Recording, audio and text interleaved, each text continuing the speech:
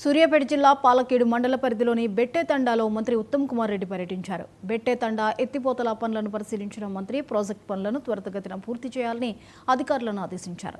ఈ లిఫ్ట్ కింద సుమారు 2041 ఎకరాలు పంటకు నీళ్లను అందిస్తుందని మంత్రి అన్నారు. దీంతో 2176 మంది రైతులకు లబ్ధి చేకూరనుందని వెల్లడించారు. లిఫ్ట్ కింద భూములు కోల్పోయిన వారికి నష్టపరిహారం చెల్లిస్తామని హామీ ఇచ్చారు.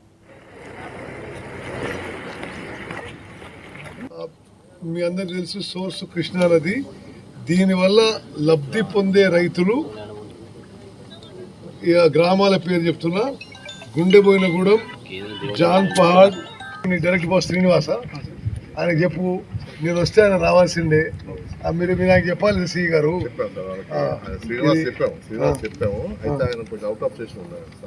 సరే, ఇది